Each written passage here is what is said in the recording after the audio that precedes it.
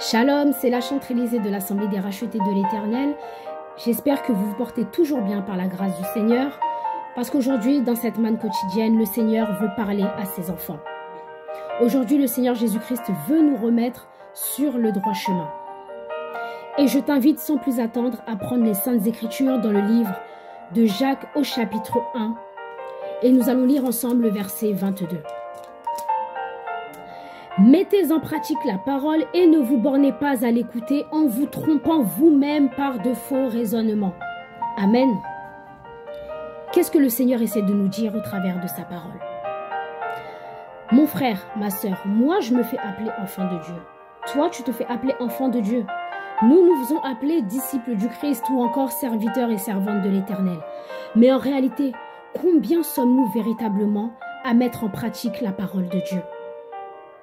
Oui, parce que la réalité aujourd'hui, c'est quoi? C'est que nous choisissons. Les enfants de Dieu 2.0 choisissent quelle partie des Écritures mettre en pratique. Nous entendons des enseignements. L'Esprit de Dieu vient nourrir nos âmes au travers des enseignements que nous recevons dans nos églises locales. Mais en réalité, combien sommes-nous véritablement à les mettre en pratique?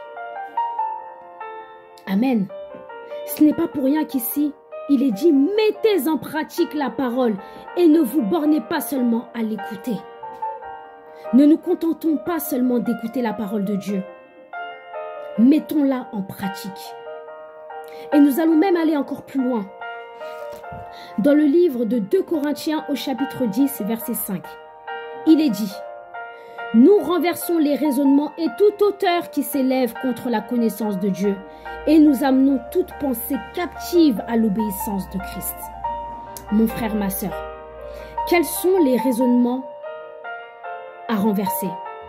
Ce sont tes mauvaises pensées avec lesquelles tu arrives à te séduire, tu arrives à te conforter dans l'idée de sélection de la parole de Dieu. Nous devons arrêter cela tout de suite. La parole de Dieu nous dit de renverser ces raisonnements et ces hauteurs qui s'élèvent contre la connaissance de Dieu.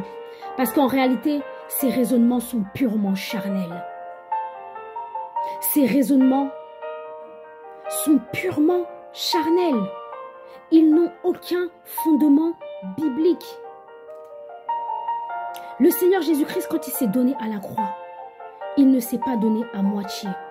Il s'est donné dans son intégralité et sans condition pour que nos vies soient sauvées. Aujourd'hui, qu'est-ce qui nous permet de venir choisir et sélectionner ce que nous devons faire, sous prétexte que ça nous arrange ou ça ne nous arrange pas? Si nous avons un pied dans le monde et un pied en Christ, cela revient à avoir les 2 pieds dehors, c'est-à-dire dans le monde. Or, quand nous avons les 2 pieds en Christ, nous sommes enracinés en Christ et le Seigneur nous reconnaît comme étant véritablement ses enfants. Ne soyons pas comme Adam et Ève qui se sont confortés dans le jardin d'Éden avec de faux raisonnements.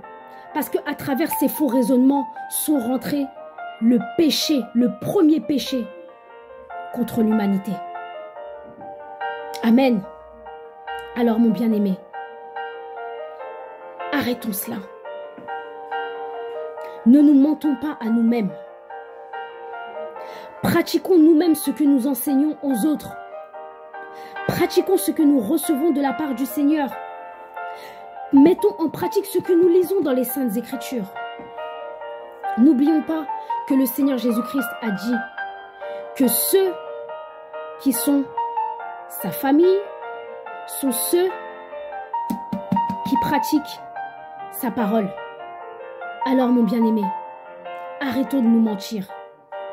Ne soyons pas ces chrétiens 2.0 qui sélectionnent qu'est-ce qu'il faut appliquer ou ce qu'il ne faut pas appliquer. Soyons de véritables disciples. Si nous nous reconnaissons comme étant de véritables serviteurs servantes du Seigneur, mettons intégralement en pratique la parole de Dieu. Amen. Soyez bénis.